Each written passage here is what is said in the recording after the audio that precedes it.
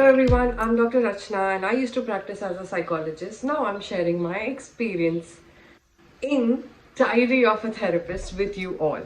Now when I was cooking, I remembered my client who was a chef, and I remember the mistake that I made. I was a very new therapist. It was my first year, my first job, and I have a client, and you learn to be non-judgmental. You're remembering all the values, you're remembering all the ethics that you need to follow. You need to follow a protocol, you need to write down so many notes, make sure you're asking all the right questions, make sure you're showing empathy, make sure you're understanding your client. My God, the checklist was very long. And I got into this power struggle with my client, which you might also go through. That's why I'm sharing this experience with you and how you can avoid this mistake.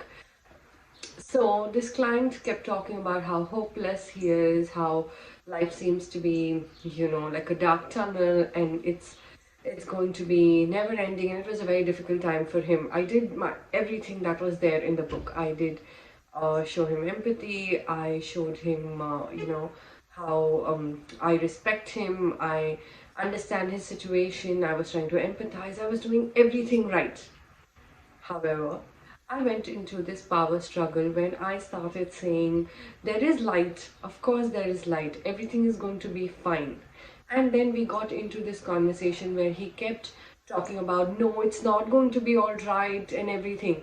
As a therapist, you cannot do that. And fortunately, I understood this, in a couple of statements when we shared some words with each other, and I understood, okay, I'm not doing the right thing, and I came back to saying that I understand, of course, it's your life, you know it better. Let's work on how to make this better. How do you want to see it? So I put the question back to him, which broke my power struggle with him. So of course, putting the question back to the client, saying that how do you see your life? How do you want to make it better? What are your goals? Where do you see it happening? And you understand their feelings and how are they feeling, and reflecting on their feelings, and using any kind of therapy method or technique that you feel is right. Of course, you can do that. However, avoid getting into power struggle and proving your point right. No, everything is positive. No, everything is good. Client does not feel like that. And I know you feel helpless at times because you want to make them feel better and you want them to feel, on cloud nine once the session is over.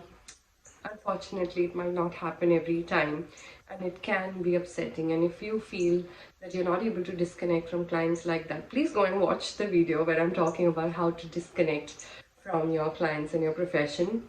It might be helpful. If you like this video, please give a thumbs up and share it with your colleagues and your classmates. You never know who might learn from my experience in this Diary of a Therapist. Thank you.